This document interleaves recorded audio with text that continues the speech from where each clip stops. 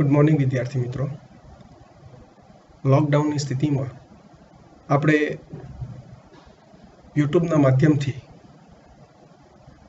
Biology સબ્જેક્ટનો ધોરણ 12 સાયન્સનો આપણે અભ્યાસ કરવા શરૂઆત કરવા જઈ રહ્યા છીએ। હવે આપણે ધોરણ 11 ની અંદર 5 યુનિટનો અભ્યાસ કર્યો। એવી રીતે જ 5 યુનિટ 12 સાયન્સમાં પણ આપણે અભ્યાસ કરવાનો છે।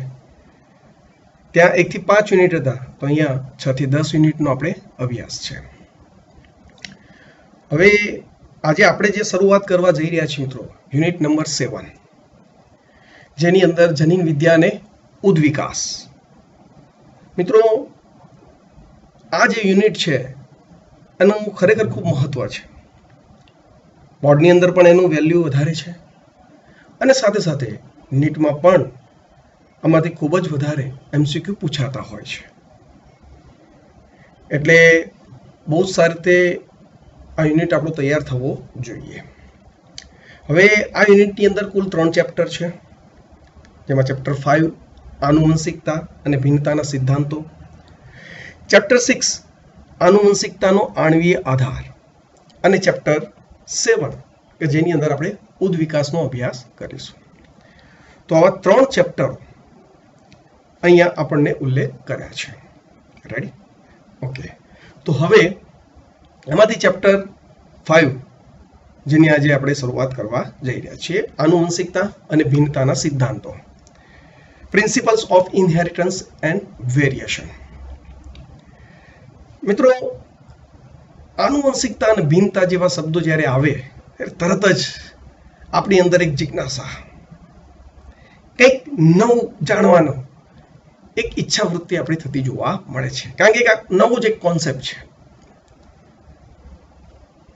આપણે જાણીએ છીએ મિત્રો કે આનુવંશિકતા તો કહેવાય કે પેઢી દર પેઢી લક્ષણો સંતતિમાં ઉતરી આવવાની ક્રિયા, જેને આપણે આનુવંશિકતા તરીકે ઓળખીએ છીએ।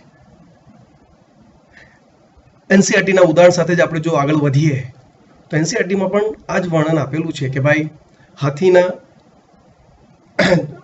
બચ્ચા સ્વરૂપે હાથીનો જ જન્મ થાય છે, બીજા કોઈ પ્રાણીનો જન્મ થતો નથી। તો એ શું દર્શાવે છે મિત્રો?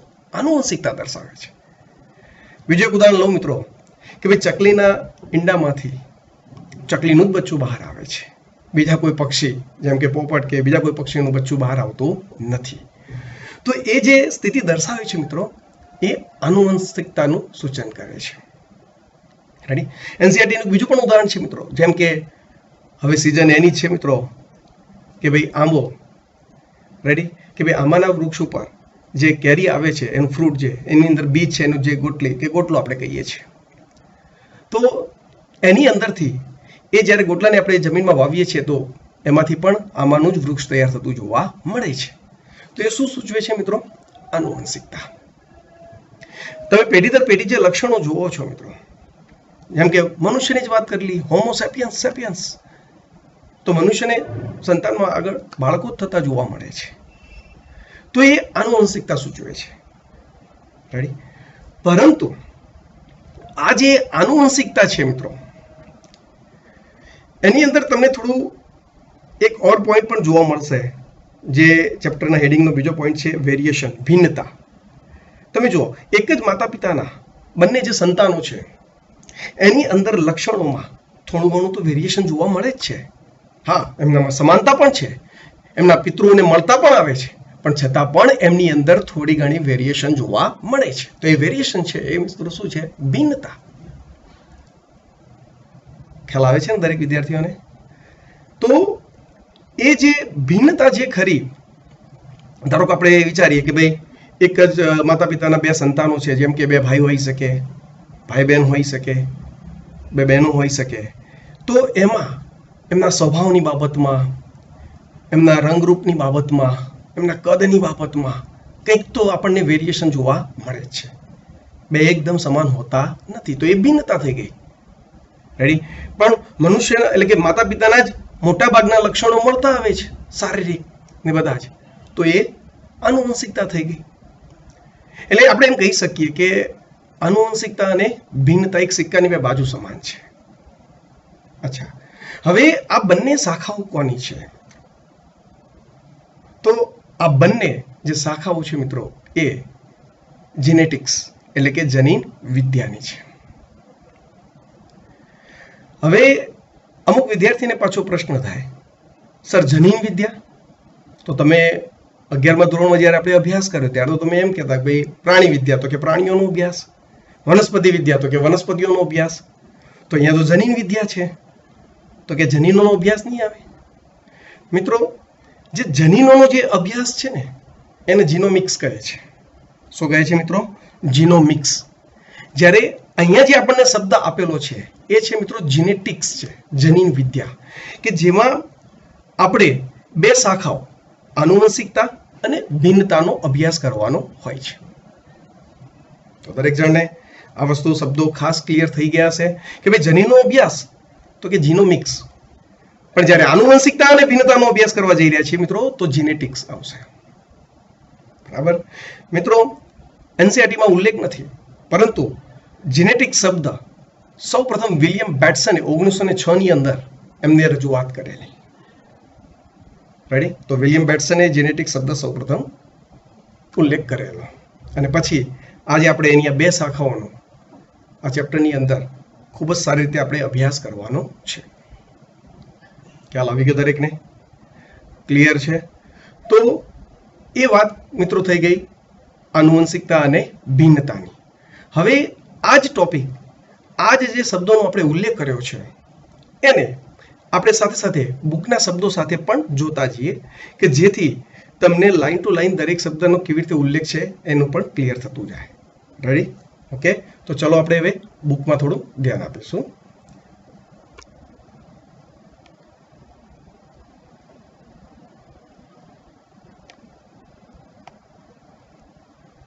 ઓકે, તો અહીંયા જોઈ શકો છો મિત્રો, આપણને જે વાક્ય રચનાઓ વાપરેલી છે એને પણ સાથે સાથે જોતા જઈશું કે ભાઈ ક્યારે તમને આશ્ચર્ય થયું છે કે હાથી શા માટે હંમેશા હાથીના જ બચ્ચાને જન્મ આપે છે, કોઈ અન્ય પ્રાણીને કેમ જન્મ આપતો નથી?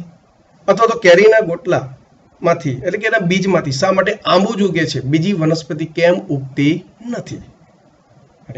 સંતતિ તેમના પિતૃઓને મળતી જ આવતી હોય છે, અથવા શું તે કેટલાક લક્ષણોમાં ભિન્નતા પણ ધરાવે છે? શું તમને ક્યારે પણ આશ્ચર્ય થયું છે કે સગા ભાઈ બહેન ક્યારે શા માટે સમાન દેખાય છે, અથવા તો ક્યારેક તે અલગ અલગ કેમ દેખાય છે? તો અહીંયા તમે સમજી શકો છો મિત્રો કે આનુવંશિકતા અને ભિન્નતા એક સિક્કાની બે બાજુ સમાન છે. આગળ એનસીઈઆરટીની અંદર આપણે રજૂઆત કરી છે મિત્રો કે આવા તથા એને સંબંધિત અનેક પ્રશ્નોનો સાથે વૈજ્ઞાનિક રીતે જીવ વિજ્ઞાનની જે શાખા સંકળાયેલી છે તેને જનીન વિદ્યા, જીનેટિક્સ તરીકે ઓળખવામાં આવે છે. મિત્રો આ વસ્તુ ખાસ ધ્યાન આપવું, જીનેટિક્સ એટલે જનીન વિદ્યા, જેની અંદર આનુવંશિકતા અને ભિન્નતાનો આપણે અભ્યાસ કરવાનો છે. રેડી? જનીનનો અભ્યાસ એ જીનોમિક્સમાં કરવાનો છે. ચાલો, ક્લિયર છે દરેકને? આ વસ્તુ માઇન્ડમાં દરેકને ક્લિયર હોવી જોઈએ. અને હા, ખાસ ફરીથી પુનરાવર્તન કરીશ કે ભાઈ જનીન વિદ્યા જીનેટિક્સ શબ્દ વિલિયમ બેટ્સન 1906 ની અંદર એમને આની રજૂઆત કરેલી. આગળ આ વિષય આનુવંશિક તથા પિતૃથી સંતતિના લક્ષણોમાં જોવા મળતી ભિન્નતા સાથે સંકળાયેલ છે. આનુવંશિકતા એટલે કે જેના દ્વારા પિતૃના લક્ષણો સંતતિમાં ઉતરી આવવાની ઘટના, તે આનુવંશિકતાનો આધાર છે. ભિન્નતા એટલે કે જેના દ્વારા સંતતિ તેના પિતૃઓથી શું થાય? જુદી પડે છે. મતલબ એની અંદર લક્ષણોમાં થોડું ઘણું વેરિએશન જોવા મળે છે. બરાબર કે નહીં? ઘરે તમે પણ બે ભાઈ બે બહેન કે ભાઈ બહેન હો તો તમે પણ જુઓ કે ભાઈ માતા પિતાના બધા જ લક્ષણો છે, છતાં પણ તમે બે એક સમાન છો નહીં, કંઈક તો વેરિએશન બંનેમાં રહેલું જોવા મળે છે. અને મિત્રો આ ભિન્નતા છે એટલા માટે તો આપણને ઉદ્વિકાસ જેવી ઘટનાઓ થતી જોવા મળી છે. આજે પૃથ્વી ઉપર આટલી બધી જાતિઓ જે જોવા મળે છે ભિન્નતાને કારણે છે. ખ્યાલ આવી ગયો દરેકને? એટલે આનુવંશિકતા અને ભિન્નતા એ આપણી જીનેટિક્સ એટલે કે જનીન વિદ્યાની આપણી શું છે? બે શાખાઓ છે. ચલો, ક્લિયર છે દરેકને?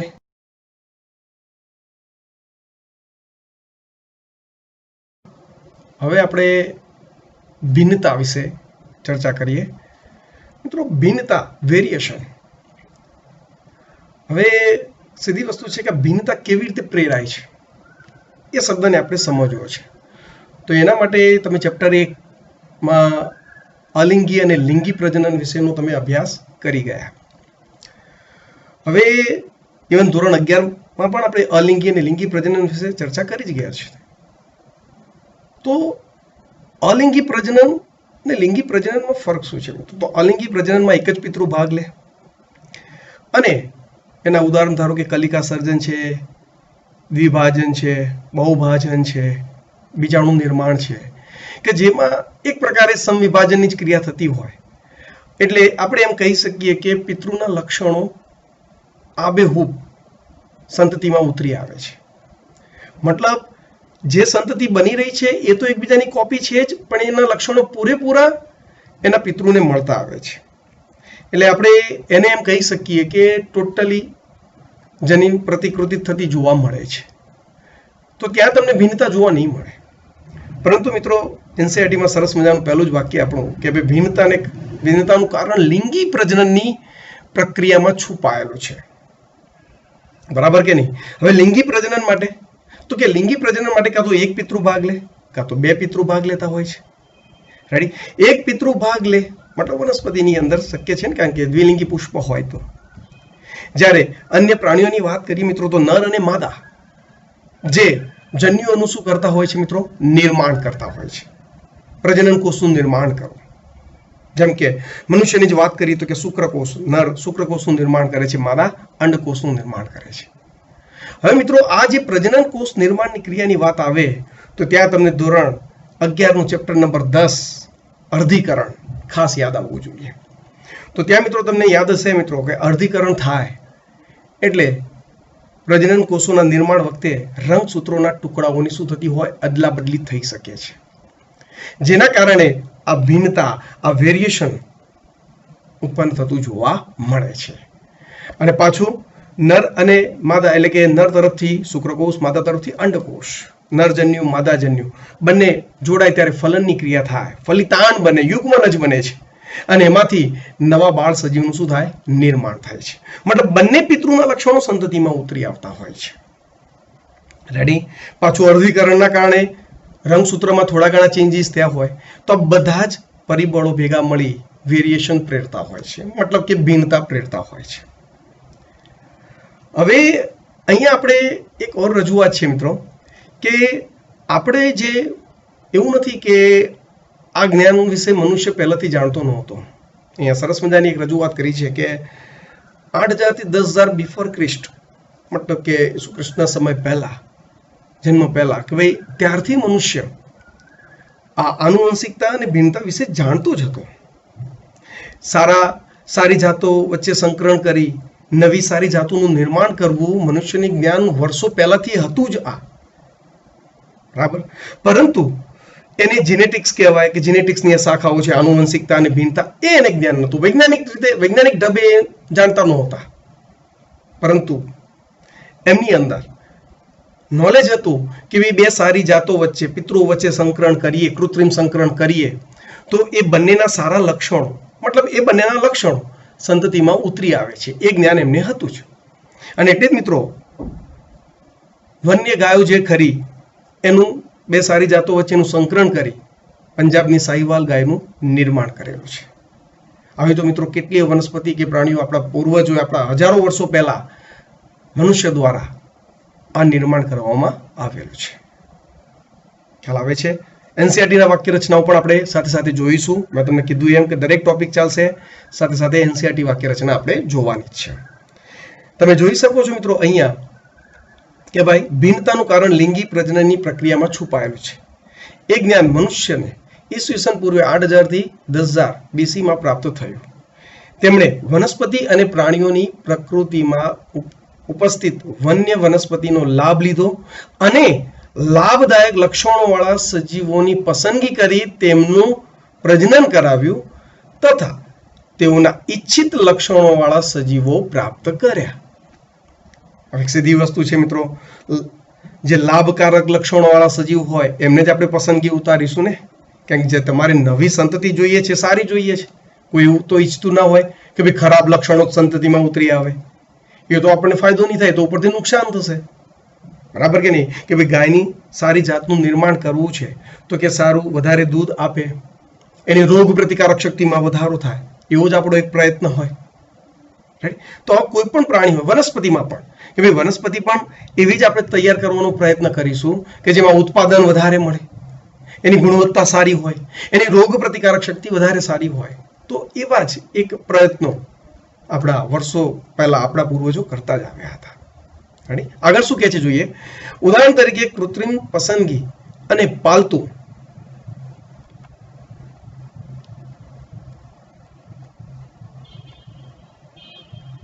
પાલતુ બનાવેલી આદિ વન્ય ગાયોમાંથી બનાવેલી ભારતીય જાતોથી આપણે ખૂબ જ સારી રીતે પરિચિત છીએ. ઉદાહરણ તરીકે પંજાબની સાહિવાલ ગાયો.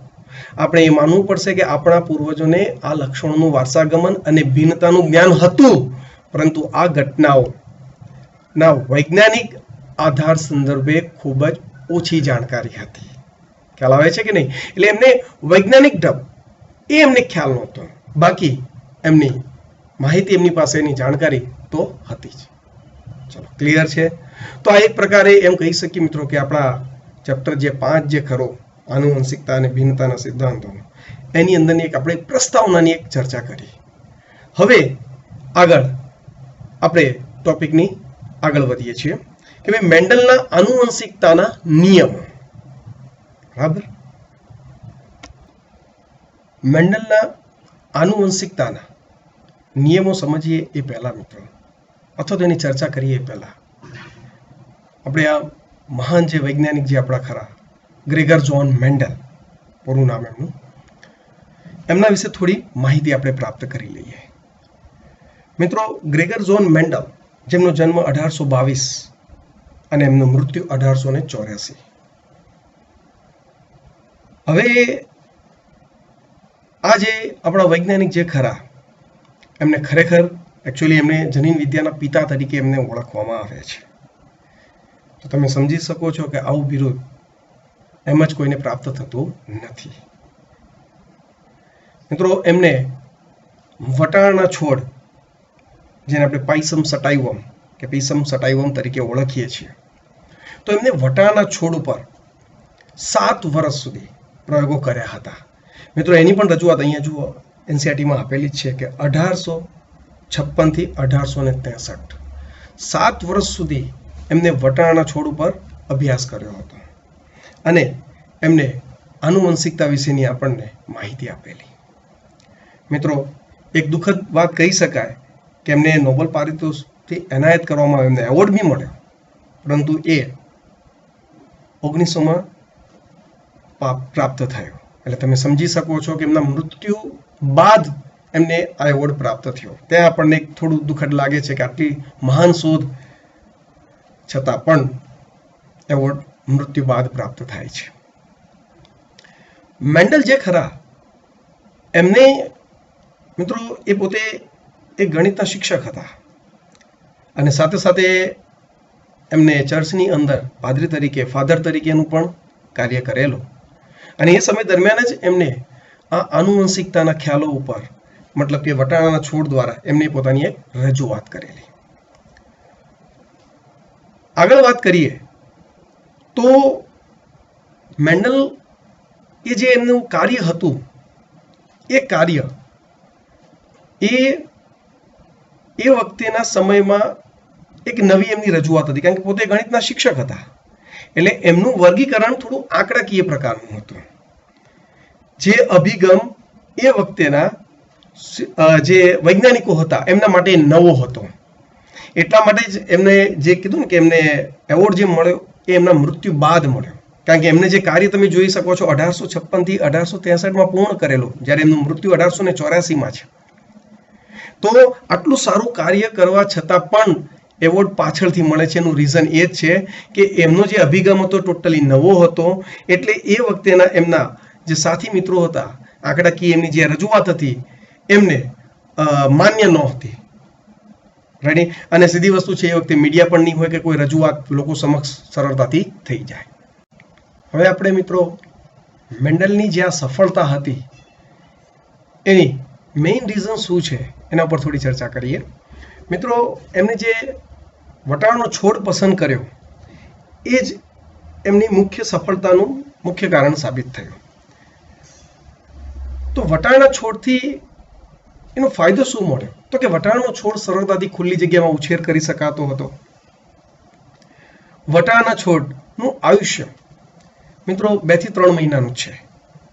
હવે આપણે જાણીએ છીએ કે પેઢી દર પેઢી સંતતિઓનો અભ્યાસ કરવો હોય કે ભાઈ પિતૃઓના લક્ષણો સંતતિમાં કેવી રીતે ઉતરી આવે છે, તો સીધી વસ્તુ છે, આપણે કન્ટિન્યુ 4, 5, 6 પેઢીનો અભ્યાસ કરવો પડે કે ભાઈ લક્ષણો પ્રથમ પિતૃના સંતતિઓમાં ઉતરી આવે છે કે નહીં.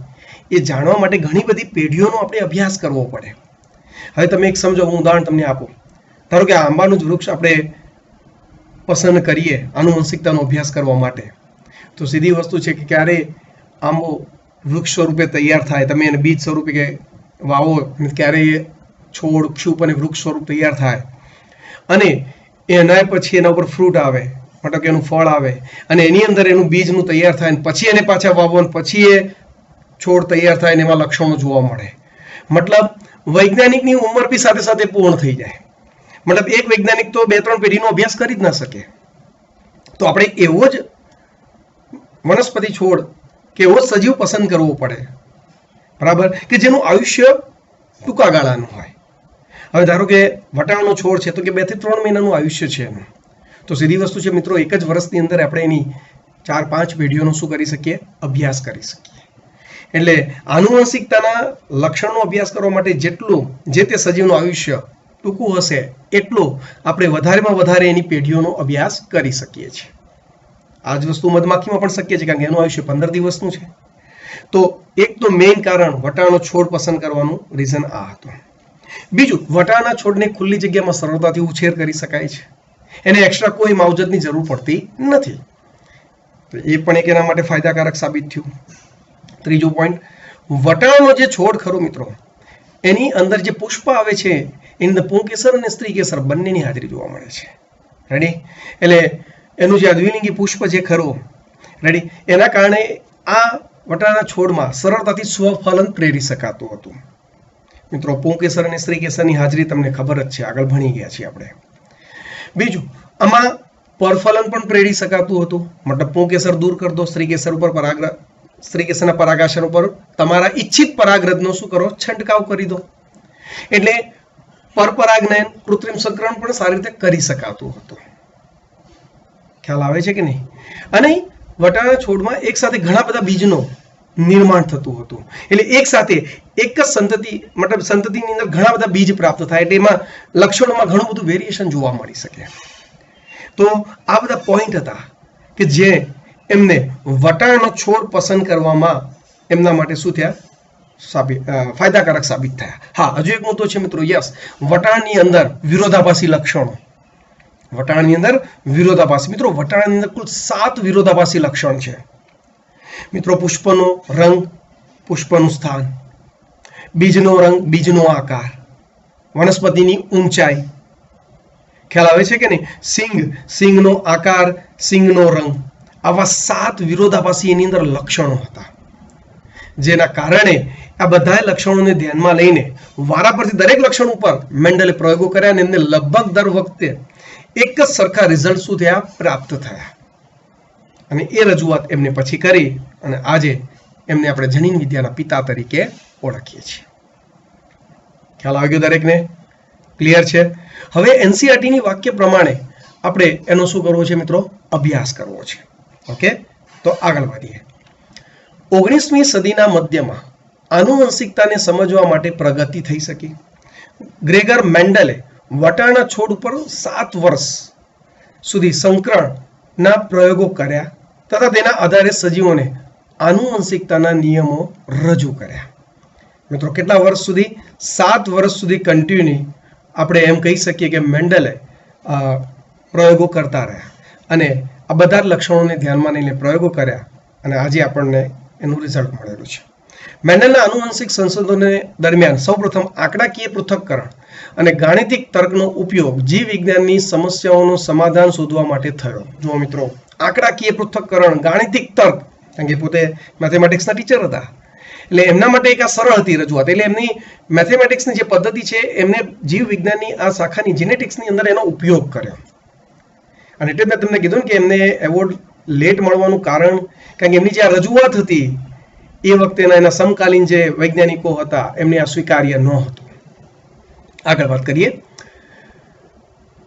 તેમના પ્રયોગોના નમૂનાઓની વિશાળ સંખ્યા એ તેમના આંકડાઓની વિશ્વસનીયતા પ્રાપ્ત કરાવી. સાથે સાથે તેઓના એ ઉપયોગમાં લીધેલ છોડની ઉત્તરોત્તર પેઢીઓ પર કરવામાં આવેલા પ્રયોગો તથા તેઓની સફળતા દાણાએ સિદ્ધ કર્યું કે તેના પરિણામો ભ્રામક વિચારોને બદલે મેન્ડલના આનુવંશિકતાના સામાન્ય નિયમોનું પણ નિદર્શન કરે છે. એટલે એમના સમકાલીન મિત્રોને તો એ ભ્રામક જ લાગતું હતું, પણ એમની રજૂઆત એકદમ સચોટ હતી. બરાબર. હા, થોડો સમય લાગ્યો. બરાબર. જેમ જેમ નવા વૈજ્ઞાનિકો, નવી પેઢીના વૈજ્ઞાનિકો આવતા ગયા ત્યારે એમને પ્રયોગો કરીને મેન્ડલના જે રજૂઆત હતા, એમની જે સચ્ચાઈ હતી એને બહાર લાવવાનો પ્રયત્ન કર્યો. ક્લિયર છે દરેકને? ખ્યાલ આવી ગયો મિત્રો? આગળ વાત કરીએ. મેન્ડલે વટાણાના છોડના એ લક્ષણો પર સંશોધનો કર્યા કે જે હંમેશા વિરોધાભાસી હતા. મેં તમને હમણાં જ કીધું વિરોધાભાસી. ઉદાહરણ તરીકે ઊંચા અથવા નીચા છોડ, પીળા અથવા લીલા બીજ. આના કારણે તેઓ આનુવંશિકતાના નિયમોનું આધારભૂત માળખું તૈયાર કરવામાં સહાયતા મળી. ત્યારબાદના વૈજ્ઞાનિકોએ તેનો વિસ્તાર કર્યો, જેનાથી વિવિધ કુદરતી નિરીક્ષણ અને તેમાં નહિવત જટિલતાનું સ્પષ્ટીકરણ થઈ શક્યું. મેન્ડલે આવા અનેક શુદ્ધ સંવર્ધિત વંશક્રમ વટાણાની જાતિઓ લઈને કૃત્રિમ પરાગનયન એટલે કે જેને આપણે પરપરાગનયન પ્રયોગો કર્યા. પરપરાગનયનની વાત મિત્રો હમણાં આપણે કરીશું વાત. શુદ્ધ સંવર્ધન વંશક્રમ એટલે કે જે ઘણી બધી પેઢીઓ સુધી સતત સ્વપરાગનયનના ફળ સ્વરૂપે સ્થાયી લક્ષણો પ્રદર્શિત કરે. મેન્ડલે 14 શુદ્ધ સંવર્ધિત વટાણાની જાતને પસંદ કરી. કેટલી મિત્રો? 14 વટાણાની જાત. કેટલી મિત્રો? 14 વટાણાની જાતને પસંદ કરી. ધ્યાન આપજો, એ કેવા લક્ષણો હતા? એ 7 વિરોધાભાસી લક્ષણો જુઓ મિત્રો. સ્ક્રીન ઉપર આપણને અહીંયા દેખાઈ જ રહ્યા છે કે ભાઈ બીજનો આકાર, તો કે બીજનો આકાર ગોળ, તો એનો વિરોધાભાસી લક્ષણ શું હતું? બીજનો આકાર ખરબચડો. બીજનો રંગ પીળો, તો કે બીજનો રંગ લીલો. પુષ્પનો રંગ, તો કે જાંબલી સામે સફેદ. સિંગનો આકાર ફૂલેલી સિંગ, તો કે સંકુચિત સિંગ. સિંગનો રંગ લીલો, તો સામે કેવો છે મિત્રો? પીળો. આગળ વાત કરીએ તો કે પુષ્પનું સ્થાન, તો કે કક્ષીય કે અગ્રીય. મિત્રો કક્ષીય અને અગ્રીય તમને થોડો ખ્યાલ હોવો જોઈએ કે ભાઈ પર્ણની કક્ષમાંથી પુષ્પનું નિર્માણ થાય તો એને કક્ષીય કહીએ છીએ, અને જ્યારે ટોચ ઉપર અગ્રકલિકા પુષ્પમાં પરિણમે તો એને આપણે અગ્રીય તરીકે ઓળખીએ છીએ. ખ્યાલ આવી ગયો? સાથે સાથે પ્રકારની લંબાઈ, મતલબ કે ઊંચા અને નીચા. મિત્રો અહીંયા એક વસ્તુ ઉપર પાછો ખાસ ધ્યાન આપીશ કે અહીંયા તમે જુઓ લક્ષણ ની વાત કરવામાં આવી છે, પણ લક્ષણ સાથે સાથે તમે જોઈ શકો છો પ્રભાવી અભિવ્યક્તિ અને પ્રચ્છન્ન અભિવ્યક્તિ. મતલબ લક્ષણ એક છે પણ એની અભિવ્યક્તિ કેટલી છે? 2 છે. જેમ કે લંબાઈની વાત આવે છે તો લંબાઈમાં 2 પ્રકારની અભિવ્યક્તિ થાય, કાં તો ઊંચો છોડ હોય કાં તો નીચો છોડ હોય. ખ્યાલ આવે છે કે નહીં? જેમ કે બીજનો આકાર, તો કે બીજનો આકાર એ એનું લક્ષણ છે, પણ એ ગોળ હોવી કે ખરબચડી એ એની શું થઈ? અભિવ્યક્તિ થઈ. ખ્યાલ આવે છે કે નહીં? તો દરેક લક્ષણની અંદર 2 વિરોધાભાસી અભિવ્યક્તિ આપણને જોવા મળે છે. હા, અહીં એક શબ્દ વાપર્યો છે મિત્રો, પ્રભાવી ને પ્રચ્છન્ન. એ આપણે આવનારા લેક્ચરની અંદર ચર્ચા કરવાના છીએ, પણ પ્રભાવી ને પ્રચ્છન્નમાં એટલી કહીશ કે જેના લક્ષણ વ્યક્ત થાય એ પ્રભાવી કહેવાય, જેના લક્ષણ વ્યક્ત થતા નથી એને પ્રચ્છન્ન કહેવાય. ક્લિયર છે? હવે તમે જુઓ મિત્રો 7 વિરોધાભાસી લક્ષણ છે. બરાબર. તો અહીંયા આ એક 7 વિરોધાભાસી પ્રભાવી લક્ષણ છે, તો અહીંયા 7 વિરોધાભાસી પ્રચ્છન્ન લક્ષણો છે. તો અહીંયા આવો એક શુદ્ધ છોડ એટલે કે 7 પ્રભાવી લક્ષણો વાળા શુદ્ધ છોડને 7 પ્રચ્છન્ન અભિવ્યક્તિ વાળા શુદ્ધ છોડ પસંદ કરીએ તો કુલ કેટલા? 14. બરાબર ને? તો આપણે એનસીઈઆરટી ની અંદર એનો ઉલ્લેખ કરેલો જ છે કે ભાઈ 14 છોડ જે ખરા કેટલા મિત્રો? 14 શુદ્ધ સંવર્ધિત વટાણાની જાતોને એને પસંદ કરી, જે કોઈ એક લક્ષણને બાદ કરતા અન્ય લક્ષણોમાં કેવા હતા? સમાન હતા. તેમાંની પસંદ કરેલ કેટલીક વિરોધાભાસી લક્ષણો જેવા કે ગોળ અથવા ખરબચડા બીજ, પીળા અથવા લીલા બીજ, ફૂલેલી અથવા તો સંકુચિત બી સિંગ અને લીલા અથવા પીળા રંગની સિંગ, ઊંચા અથવા નીચા છોડ. તો આ બધા ઉપર એમને